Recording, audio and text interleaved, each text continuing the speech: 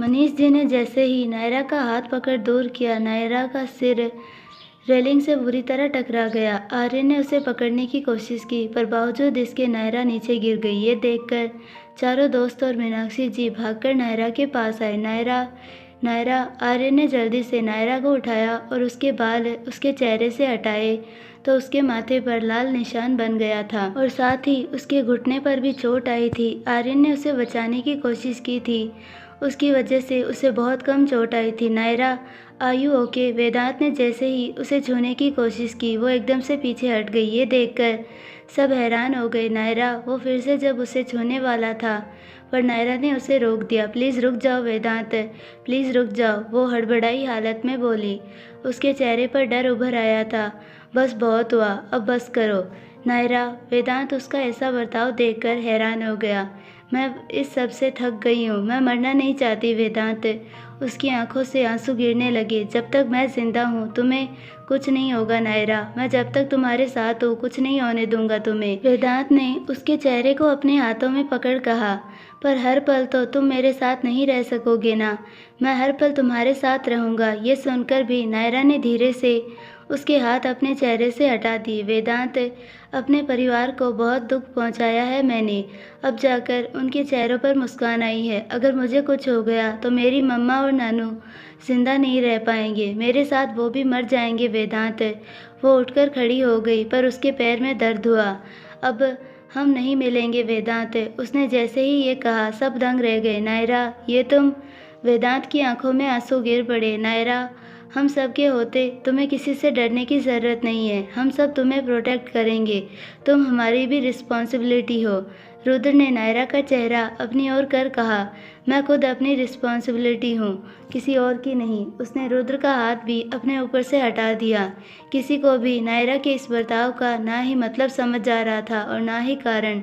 तुम चारों में से कोई भी मुझे कांटेक्ट मत करना, वो दिल पर पत्थर रखकर बोली। नायरा, पागल हो गई हो तुम? आरव उस पर लगभग चिल्ला पड़ा। हाँ, पागल हो गई हूँ, पागल हो गई हूँ क्योंकि जीना चाहती हूँ, अपने परिवार के लिए जिंदा रहना चाहती हूँ। वो उनसे 2 कदम पीछे हटकर चिल्ला पड़ी। अब वो चारों एकदम से शांत हो गए। पिछले 5 साल से बुरी हालत में ही सही, लेकिन कम से कम जिंदा तो थी। पर अब तो ये नायरा वेदांत के माता पिता की ओर इशारा कर कुछ कहने की कोशिश कर रही थी, पर कह ना सकी। तभी वेदांत आगे आया और उसने नायरा का हाथ पकड़ अपने सीने पर रख लिया। नायरा, ये देखो, देखो मेरा दिल कितना तेज़ धड़क रहा है। ऐसा ऐसा मजाक मत करो मेरे साथ, ये कोई मजाक नहीं है वेदांत, मुझे सच में जाना होगा। नायरा ने उसके सीने से अपना हाथ हटा लिया। तुमने कहा था कि प्यार करती हो तुम मुझसे, वो उसके कंधे पकड़ बोला। झूठ कहा था, समझ लेना ये सब कभी हुआ ही नहीं। नायरा पीछे हट गई। जैसे ही वो करीब आने लगा, मेरे पीछे मत आना वेदांत, तुम में से कोई भी मेरे पीछे मत आना, वरना मैं इस बार इतनी दूर चली जाऊंगी कि तुम मेरी परछाई तक नहीं ढूंढ पाओगे। ये सुनते ही चारों के दिल बैठ गए। नायरा, तुम मुझे ऐसे छोड़कर नहीं जा सकती। वेदांत ने उसका हाथ पकड़ लिया। छोड़ो। नायरा ने उसे दूर धकेल दिया, पर बाकियों ने उसे गिरने से बचा लिया। आपका बेटा बस आपका है, मुझे ये नहीं चाहिए। बस आपसे एक रिक्वेस्ट है, मुझे और मेरे परिवार से दूर रहिए, मुझे जीने दीजिए प्लीज़। वो मनीष जी और नीता जी के सामने हाथ जोड़कर बोली और दरवाजे की तरफ बढ़ गई। नायरा, रुक जाओ प्लीज़, वेदांत रोते हुए बोला। मेरी बात याद रखना, कोई भी मेरे पीछे मत आना। नायरा ने जाने से पहले बिना पलटे ये कह दिया और निकल गई। Goodbye. उसकी आंखों से आंसू गिरते रहे। वहीं वेदांत अब बुरी तरह टूट गया, वो घुटनों पर गिर गया। ये देखकर बाकी तीनों ने उसे पकड़ लिया, पर वेदांत फूट फूट कर रोने लगा। उसे ऐसे रोते देखकर वो तीनों भी अपने आंसुओं को काबू ना कर सके। उसे सीने से लगाकर वो तीनों भी रो पड़े। मीनाक्षी जी की आंखों से भी आंसू गिर पड़े। तभी मनीष जी उतरकर नीचे आए और बोले, ये नाटक बंद करो, वो लड़की ना तुम्हारे लायक है और ना ही हमारे खानदान के।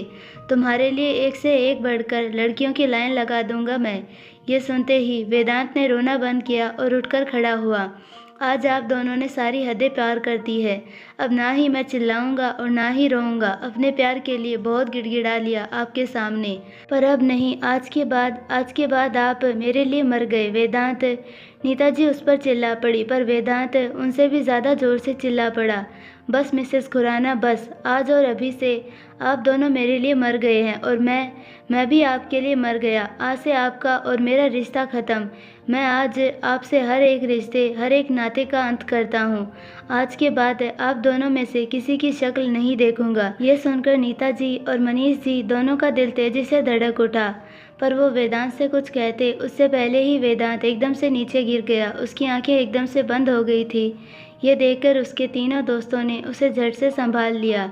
उसके माता पिता जैसे ही उसे छूने आगे आए, रुद्र बीच में आकर खड़ा हो गया। वेदांत ने जो फैसला लिया है उसमें हम तीनों उसके साथ खड़े हैं और अब आपका इस पर कोई हक नहीं है। वो गुस्से में बोला, अब इसे छूना तो क्या, आप इसे देखने के लिए भी तरस जाएंगे। वादा है हमारा आपसे।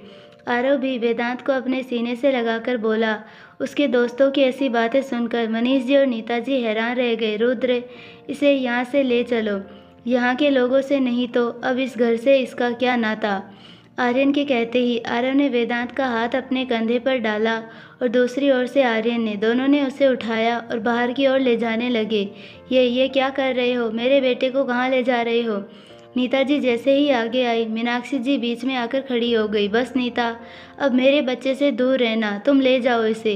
उन्होंने उन तीनों को वेदांत को वहाँ से ले जाने के लिए कह दिया और खुद भी रोते हुए अपने कमरे में चली गई। पर नीता जी और मनीष जी शायद समझ गए थे कि इस बार उन्होंने अपने बेटे को हमेशा के लिए खो दिया है। वहीं दूसरी ओर नायरा रोते हुए बस स्टॉप पर बैठी थी। वो बहुत ही ज़्यादा दुखी और मायूस थी। तभी उसे अपनी बैग में अपना फ़ोन वाइब्रेट होता महसूस हुआ। उसने अपने आंसू पोंछे और फ़ोन बाहर निकालकर देखा तो अमन का कॉल था। उसने जैसे ही फ़ोन उठाया, कुछ कहने से पहले दूसरी ओर से घबराई आवाज़ आई, नायरा तुम कहाँ हो? कब से कॉल कर रहा हूँ, फ़ोन क्यों नहीं उठा रही थी? क्या हुआ? वो अमित क्या? नायरा की आंखें फैल गई। शालिनी ने अपना केस वापस ले लिया है। अमन ने जैसे ही कहा, नायरा अपनी जगह से उठकर खड़ी हो गई। क्या? पर उसने तो पता नहीं, पर शायद अमित के वकील ने उससे कुछ कहा और वो तुरंत मान गई। मैं जब पुलिस स्टेशन आया तो खुद देखा उन दोनों को एक साथ जाते हुए। क्या? कहाँ गई है वो? शायद वो उसे अपने साथ अपने घर ले गया है। मैं वहाँ आ रही हूँ, तुम भी जल्दी पहुँचो। नायरा ने अपना फ़ोन काट दिया। शिट! नायरा वहाँ से जल्दी से भागी। चारों दोस्त इस वक्त वेदांत के फार्म हाउस पर थे। वेदांत अब ठीक लग रहा था, उसे होश आ गया था और वो बेड के हेडबोर्ड से टिककर एकदम शांत बैठा था। सब बहुत परेशान लग रहे थे। वेदांत, तुम बिल्कुल चिंता मत करो। हाँ वेदांत, नायरा अभी गुस्से में है। उसका गुस्सा जैसे ही ठंडा हो जाएगा वो वापस आ जाएगी हमारे पास। तुम तो उसका गुस्सा जानते हो ना। जैसे ही उन तीनों ने कहा, वेदांत धीरे से बोला, वो गुस्सा नहीं थी। क्या? उसने जो दिखाया वो गुस्सा नहीं था, वो दर्द था। उसे बहुत ज़्यादा दुख हुआ है। उसे ये जानकर बहुत ज़्यादा दुख हुआ है कि मेरे मॉम डैड ने उसे, इस बात का दुख तो हम सबको भी बहुत है वेदांत, रुद्र बोला। वो आखिर अपने ही बेटे के साथ ऐसा कैसे कर सकते हैं? आर्यन ने जैसे ही कहा, वेदांत बोल पड़ा, अब उनसे मेरा कोई रिश्ता नहीं है, मर चुके हैं वो मेरे लिए। मुझे बस नायरा की चिंता है, पता नहीं वो कैसी होगी। सब एकदम चुप हो गए। तभी फार्म हाउस की केयर टेकर वहाँ आ गई। वेदांत बेटा, आपसे मिलने कोई आया है। अगर मेरे मॉम डैड में से कोई है तो प्लीज़ उनसे कह दीजिए कि मैं यहाँ नहीं हूँ। मैं उनकी शक्ल भी नहीं देखना चाहता। बेटा कोई औरत है, रेखा नाम बताया, हॉल में रुकाया है मैंने उन्हें। ये सुनते ही सब एक दूसरे की तरफ देखने लगे। शालिनी इस वक्त आईने के सामने खड़ी होकर अपने चेहरे पर आए घावों को देख रही थी। तभी अमित ने पीछे से आकर उसे अपनी बाहों में भर लिया। वो थोड़ी सहम गई। Shalini, I am so happy कि तुमने मुझे चुना। उसने शालिनी को अपनी ओर पलटा।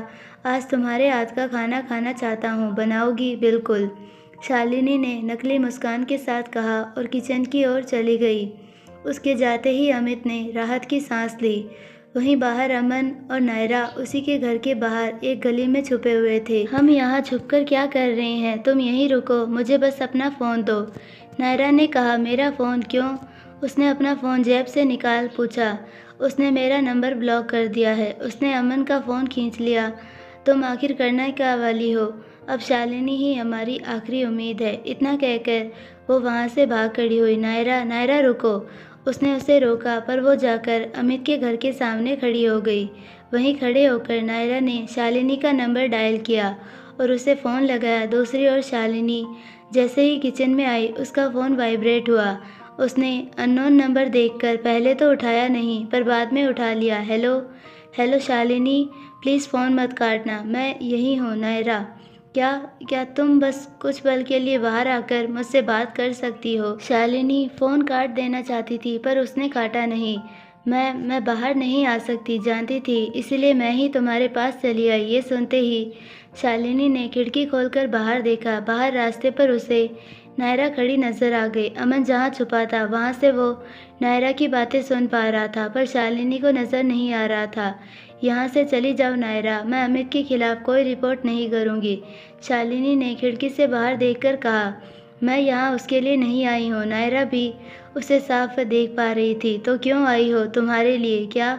शालिनी ये सुनकर हैरान हो गई पर नायरा एकदम शांत और गंभीर आवाज़ में बोलने लगी। तुम्हें पता है, फैमिली के नाम पर मेरे पास बस मेरी मम्मा और नानू है। जानती हो, उनकी जान बसती है मुझ में और मेरी भी उनमें। अभी कुछ वक्त पहले किसी ने मुझे मारने की कोशिश की थी। अमन ने जैसे ही ये सुना उसकी आंखें फैल गई। पता है, एक पल के लिए मुझे लगा कि मैं मर ही जाऊंगी। तब नानू और मम्मा का ख्याल आया। शायद उस दिन मैं मर जाती तो आज मेरी मम्मा और नानू भी जिंदा ना होते। पर खुश हूँ कि ऐसा कुछ नहीं हुआ। नायरा की आंखों में आंसू गिरने लगे। ये सुनकर शालिनी को भी बुरा लगा। पर सोचो अगर मुझे सच में कुछ हो जाता तो? ये सोचकर ही डर लगता है कि उनके साथ होती किसी भी बुरी चीज़ का कारण मैं होती। क्या तुम्हें ये डर नहीं लगता अपने बच्चे के लिए शालिनी? नायरा के सवाल ने शालिनी के मन में एक अजीब से भाव को जन्म दिया। तुम अमित के खिलाफ एफआईआर करो या ना करो, मुझे रुद्र पर भरोसा है। वो कुछ ना कुछ करके अमित को पकड़ ही लेगा। पर अगर उससे पहले तुम्हें कुछ हो गया तो वो उसकी आंखों से आंसू गिर पड़े। दूर खड़ा अमन उसके चेहरे के हर भाव को गौर से देख रहा था। शालिनी, मैं जानती हूँ कि इस दुनिया में तुम्हारा कोई नहीं है। ये सुनकर शालिनी हैरान हो गई क्योंकि उसने इस बारे में किसी को नहीं बताया था। एक अमित ही है जिसे तुम अपना परिवार समझती हो, इसीलिए इतना बुरा सलूक होने के बाद भी तुम उसके साथ रही, कल उसे बचाया। पर अब तुम्हें ये समझना होगा कि सिर्फ अमित तुम्हारी फैमिली नहीं है। तुम्हारी असली फैमिली इस दुनिया में जल्दी ही आने वाली है, तुम्हारा बच्चा। जब तुम खुद को अमित से प्रोटेक्ट नहीं कर सकती तो अपने बच्चे को कैसे करोगी? शालिनी की आंखों में पानी आने लगा। फैमिली ऐसी नहीं होती है शालिनी। मैं तुम्हारी मदद करूंगी, मैं तुम्हारी फैमिली बनूंगी। तुम चाहो तो मेरे साथ रह सकती हो। हम साथ में खाना खाएंगे, साथ में काम पर जाएंगे, हॉस्पिटल जाएंगे, शॉपिंग करेंगे। मैं मेरी मम्मा और मेरी नानू और तुम्हारे बच्चे का पूरा ध्यान रखेंगे शालिनी। मैं तुम्हें आज़ादी दिलाऊंगी अमित से। अपने इस दर्द से ये सब सुनकर शालिनी का दिल पिघलने सा लगा। शालिनी, जल्दी करो, मुझे भूख लगी है। पीछे से जैसे ही अमित की आवाज़ आई, शालिनी ने फ़ोन काट दिया और खिड़की बंद कर वापस अंदर चली गई। ये देखकर नायरा की आंखों से आंसू बहने लगे। वो रोते हुए नीचे बैठ गई क्योंकि उसे अपनी कोशिशों का फल दिखाई ही नहीं दे रहा था। पर इस बात से अनजान थी कि घर की दूसरी खिड़की से अमित उसे देख रहा था। तभी अमन उसके पास आया और उसके कंधे पकड़ लिए। उसे ऐसे रोता देख ना जाने क्यों उसके दिल में अजीब सा दर्द हो रहा था। उसने नायरा को जैसे ही खड़ा किया वो उसके सीने से लगकर बुरी तरह रोने लगी। शायद अपने दोस्तों से अलग होने का दुख वो इस तरीके से बाहर निकाल रही थी। पर उसके सीने से लगने से अमन बुरी तरह से हड़बड़ा गया था। पर उसने उसकी पीठ पर अपना हाथ रख लिया और उसे शांत करने लगा। उसे किसी तरह वो अपने साथ ले गया। रेखा आंटी यहाँ। रेखा जी के वहाँ आने की बात सुन चारों दोस्त हैरान रह गए थे। वो चारों के चारों बिना सोचे समझे सीधा हॉल की तरफ भागे। हॉल में रेखा जी उनका इंतज़ार कर रही थी। उन्हें देखते ही वो उठकर खड़ी हो गई। वेदांत बेटा, उन्होंने बड़े ही प्यार से वेदांत के सिर पर हाथ फेरा। अब तुम कैसे हो? ठीक हो ना? मैं ठीक हूँ आंटी, प्लीज़ आप बैठिए ना। उसने उन्हें सामने बैठाया। तुम्हारा बहुत बहुत शुक्रिया बेटा, तुमने उस रात नायरा की आंटी प्लीज़ ये कहकर मुझे पराया मत कीजिए। वेदांत ने कहा, चलो बहुत अच्छा हुआ कि तुम चारों एक साथ हो। वो मुस्कुराकर सबकी ओर देखकर बोले, क्या हुआ आंटी, सब ठीक है ना? आर्यन ने तुरंत पूछा, हाँ बेटा सब ठीक है। पर वो आंटी प्लीज़ हिचकिचाइए मत, कहिए ना क्या बात है। रुद्र ने तुरंत कहा, मुझे तुम सबसे बहुत ही ज़रूरी बात करनी है, नायरा के बारे में। नायरा के बारे में? हाँ, मैं जानती हूँ कि तुम सब बच्चे नई सदी की युवा पीढ़ी हो, पता नहीं इस सब पर विश्वास करोगे भी या नहीं, पर मेरा तुम्हें ये बताना बहुत ज़रूरी है। आंटी प्लीज़, हम सब आपके बच्चे जैसे हैं, प्लीज़ आप खुलकर बताइए। हम में से ना ही कोई आपको क्रिटिसाइज़ करेगा और ना ही कोई जज करेगा। आरव एकदम शांति से उन्हें भरोसे में लेकर बोला, जो बात मुझे बतानी है वो बेहद ज़रूरी है। क्या हुआ आंटी, आप इतनी परेशान क्यों लग रही है? वेदांत ने पूछा। क्या नायरा ठीक है? आर्यन ने पूछा। अभी ठीक है, लेकिन जो मैं बताने जा रही हूँ उसके बाद शायद तुम सबको उसे देखने का नज़रिया बदल जाएगा। ये सुनते ही सभी चौकन्ने होकर उसकी ओर देखने लगे। आरव, जो हमेशा शांत रहने वाला था, वो भी बेचैन दिख रहा था। रेखा जी गहरी सांस लेते हुए बोली, कुछ दिन पहले मैं एक सिद्ध महंत से मिली थी। मैं नायरा के जीवन के बारे में बार बार आने वाली परेशानियों के लिए समाधान ढूंढ रही थी, लेकिन जो उन्होंने मुझे बताया वो मेरी कल्पना से परे है। वो सब बहुत ही परेशान हो गए। ऐसा क्या बताया उन्होंने? रुद्र ने पूछा। उन्होंने बताया नायरा का भाग्य तुम चारों से बंधा हुआ है। तुम चारों उसके जीवन की डोर हो। अगर किसी भी कारण से तुम में से कोई अलग हुआ तो नायरा वो जिंदा नहीं रह पाएगी। ये सुनते ही वहाँ एक अजीब सा सन्नाटा छा गया। ये कैसे पॉसिबल है? हम उसके दोस्त हैं, लेकिन उसका भाग्य हमसे कैसे बंधा हो सकता है? रुद्र हैरानी से बोला। दोबारा रेखा जी गंभीर स्वर में बोली, ये बात मुझे भी पहले समझ नहीं आई, लेकिन महंत ने कहा कि इस बंधन की जड़ें गहरी है। ये कोई साधारण दोस्ती नहीं है। नायरा के जीवन में कुछ ऐसा है जो तुम चारों के साथ उसे जोड़ता है। आंटी, मैं समझता हूँ कि आप नायरा की फ़िक्र करती है, लेकिन क्या ये थोड़ा ज़्यादा नहीं हो गया? आई मीन भाग्य, बंधन और ऐसी चीज़ें, ये सब सुनने में अजीब लग रहा है। आर्यन हिचकिचाते हुए बोला, हाँ आंटी, हम मानते हैं कि हम नायरा के अच्छे दोस्त हैं, लेकिन ऐसा सोचना कि उसकी ज़िंदगी का हर पल हमसे जुड़ा है, ये सच होना मुश्किल लगता है। वेदांत भी शांति से बोला, और ये बंधन वाली चीज़ हमारे पास ऐसा क्या खास हो सकता है?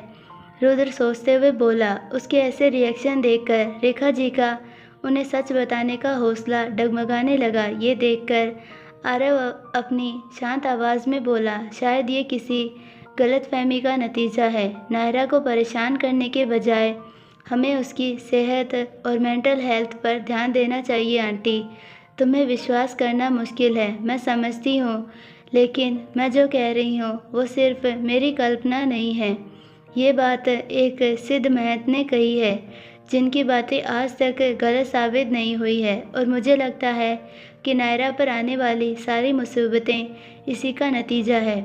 मैंने लंबे समय से वो चीज़ें तलाशने की कोशिश की है जो नायरा को तुम सबसे जोड़ती है, पर उसे ढूंढ ना सकी। सब एक दूसरे की ओर देखने लगे। महंत ने कहा कि तुम चारों के पास एक खास चीज़ है, एक वस्तु जो तुम्हें और नायरा को एक सूत्र से बांधती है।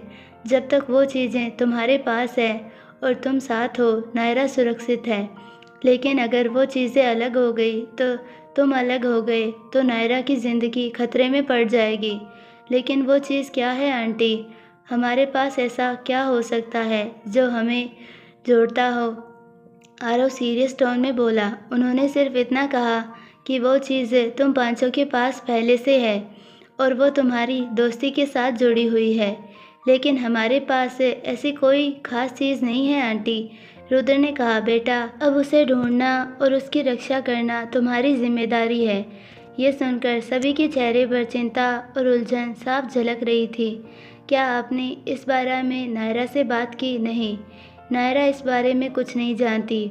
अभी अभी तो मुस्कुराना सीखी है मेरी बच्ची। मैं उसे फिर से डर के साए में नहीं देख सकती। सब लोग अभी भी बहुत ही ज़्यादा कंफ्यूज थे। रेखा जी उनकी उलझन समझ सकती थी। इस बात पर भरोसा करना या ना करना तुम्हारा अपना डिसीजन होगा बेटा, पर मैं आज यहाँ एक माँ की हैसियत से आई हूँ। मैं तुम सबसे रिक्वेस्ट करती हूँ, प्लीज़ प्लीज़ मेरी बच्ची का साथ कभी मत छोड़ना। अगर तुम में से कोई भी उससे अलग हुआ तो वो बच नहीं पाएगी। मेरी बेटी की ज़िंदगी अब तुम्हारे हाथों में है। वो हाथ जोड़कर बोली। ये देखते ही चारों दोस्त उनके इर्द गिर्द जमा हो गए। ये आप क्या कह रही है आंटी? वेदांत ने उनके हाथ पकड़ लिए। तुम सब सोचते हो कि ये सिर्फ दोस्ती है, लेकिन ये उससे कहीं ज़्यादा है। तुम चारों उसकी ज़िंदगी की डोर हो। अगर ये डोर टूटी तो नायरा टूट जाएगी। और पंडित जी ने ये भी कहा, अगर तुम चारों साथ हो तो नायरा का भाग्य बदल सकता है, लेकिन अगर तुम अलग हुए तो उसे बचा पाना नामुमकिन होगा। वो रोते हुए बोली, आंटी प्लीज़ आप रोना बंद कीजिए। अगर आप ये सब ना भी कहती तो भी हम नायरा का साथ कभी नहीं छोड़ते। आर्यन ने उनके आंसू पोंछते हुए बोला, हाँ आंटी, वो हमारी दोस्त है और हम उसका साथ कभी नहीं छोड़ेंगे। रुद्र ने उनका हाथ पकड़कर कहा, प्लीज़ आप चिंता मत कीजिए आंटी, आप बिल्कुल चिंता मत कीजिए, हम हमेशा नायरा के साथ रहेंगे। आरव बोला। उनकी बातें सुनकर रेखा जी को थोड़ी राहत मिली। शाम हो चुकी थी और अमन नायरा को अपनी बाइक पर घर छोड़ने जा रहा था। तभी नायरा बोली, अमन बाइक रोको। पर क्यों? मैंने कहा ना बाइक रोको। उसकी बात माने अमन ने रोड के साइड में बाइक पार्क की। अब उसने अपना हेलमेट उतारकर पूछा। उसके सवाल पर नायरा बाइक से नीचे उतरी। यहाँ क्यों उतर रही हो? क्योंकि मुझे अकेले रहना है। इतना कहकर वो आगे बढ़ने लगी। ये देखकर अमन ने अपनी बाइक स्टार्ट की और उसके साथ चलने लगा। नायरा रुको तो। अमन, इस वक्त मुझे अकेला रहना है, प्लीज़ तुम चले जाओ। लेकिन रात बहुत हो गई है, जानती हूँ। मैं बस से चली जाऊँगी, पर उसकी ज़रूरत नहीं है, मेरी बाइक है ना। ये सुनकर नायरा ने रुककर उसकी ओर देखा तो वो मुस्कुराकर उसे अपने पीछे बैठने का इशारा करने लगा। मैं बस कुछ देर अकेले रहकर सुकून से एक जगह बैठना चाहती हूँ। क्या मेरी ज़िंदगी पर मेरा इतना भी हक नहीं? लेकिन नायरा, रात हो गई है। तो उसके सवाल का जवाब अब उसके पास नहीं था। जाओ यहाँ से अमन। वो फिर से आगे बढ़ गई, इसीलिए अमन उसके साथ बाइक चलाने लगा। Are you sure? Yes I am damn sure. Naira ने उसकी आंखों में देखकर कहा, ठीक है, पर मैं आधे घंटे में वापस आऊँगा तुम्हें लेने। अगले बस स्टॉप पर मेरा वेट करना। इतना कहकर वो तेज़ी से अपनी बाइक स्पोर्ट्स बाइक ड्राइव करते हुए वहाँ से निकल गया। आधा घंटा, इसका क्या मतलब हुआ? मुझे नहीं जाना तुम्हारे साथ। नायरा जाकर गुस्से में तमतमाते हुए रोड के साइड में जाकर बैठ गई। वहाँ बैठकर काफ़ी देर तक वो आती जाती गाड़ियों को देखती रही। कुछ भी ठीक नहीं हो रहा, सब कुछ खराब होता जा रहा है। कैसे ठीक करूँगी मैं ये सब? उसकी आंखों से आंसू गिरने लगे। काफ़ी देर तक आंखों में आंसू लिए शून्य में देखती रहने के बाद वो वहाँ से उठी और पैदल आगे चलने लगी। चलते चलते वो पास ही के बस स्टॉप पर आ पहुँची। कुछ देर वहाँ वो एकदम शांत बैठी रही। कुछ बसें आई और चली गई। आसपास मौजूद लोग भी उसमें बैठकर चले गए, लेकिन नायरा वहीं बैठी रही। आखिर में एक बस आई जिसमें वो जाकर बैठ गई। बस में कंडक्टर के अलावा चुनिंदा लोग थे। वो खिड़की के पास जाकर बैठ गई।